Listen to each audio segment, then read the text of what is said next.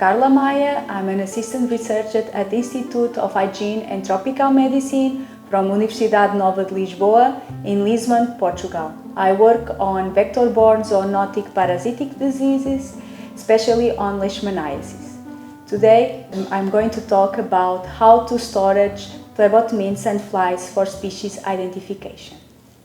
The aim of this presentation is to learn how to store phlebotomy in sandflies for species identification using morphological features, molecular analysis, or multi-mass spectrometry protein profile. Collection of phlebotomy in sandflies can be done using different methods. If you use CDC light or CO2 bait traps or mechanical or mouth aspirators, phlebotomy in sandflies will be collected alive, while when using sticky traps, all the specimens will be dead. Please see the presentation about the different methods for collecting phlebotomy in sandflies. When using CDC light traps and CO baited traps, collection of sandflies from the nets can be done using mouth or mechanical aspirators, as you can see.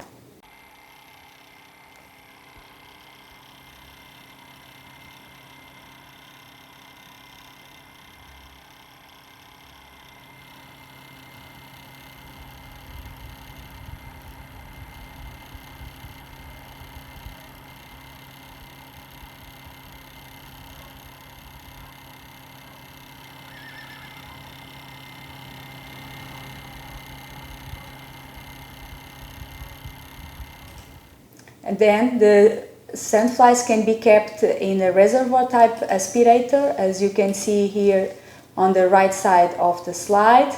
They can be kept in the net, as you can see here at the bottom of the slide, and they can also be transferred to an appropriate carrying box.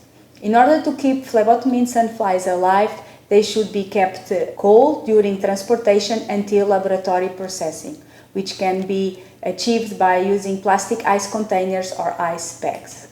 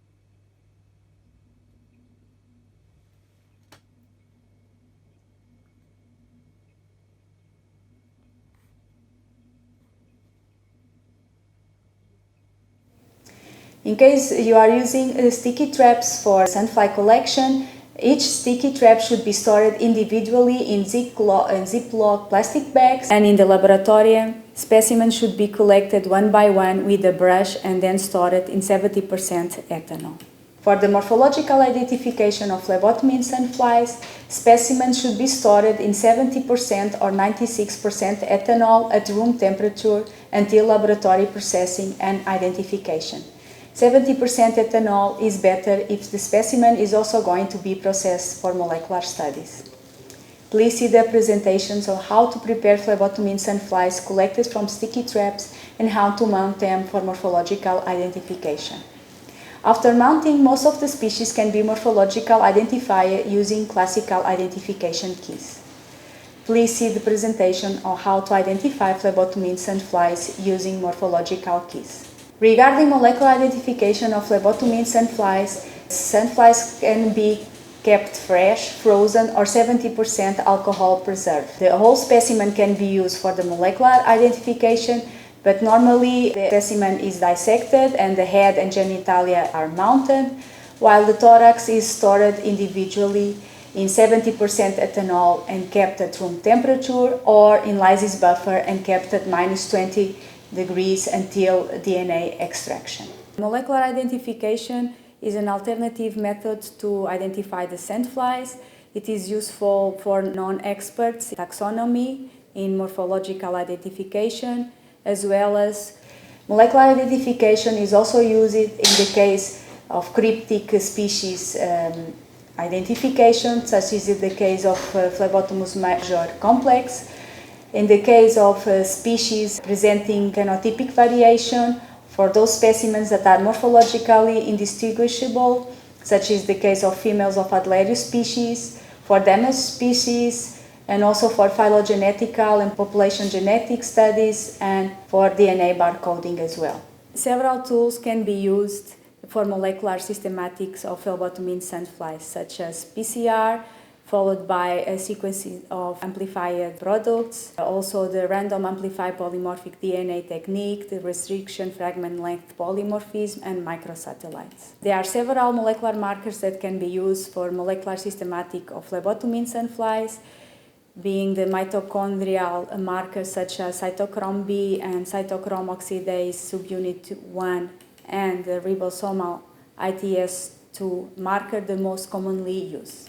MALDI-TOF mass spectrometry protein profile is also used for sandfly species identification. In this case, specimens should be kept alive until processed in the laboratory, or they can be stored at temperatures below minus 20 degrees in liquid nitrogen or in 70% ethanol. Please see the presentation on how to identify phlebotomy in sandflies using mass spectrometry.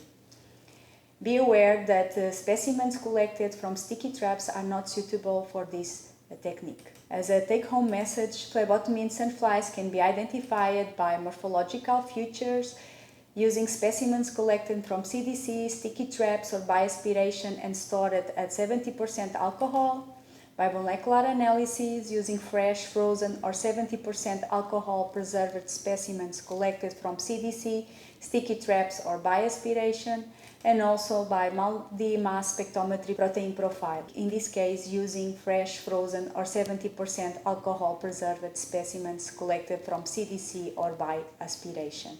In the next presentation, it will be shown how to store phlebotomy in sandflies, pathogen detection and isolation. Thank you very much for your attention.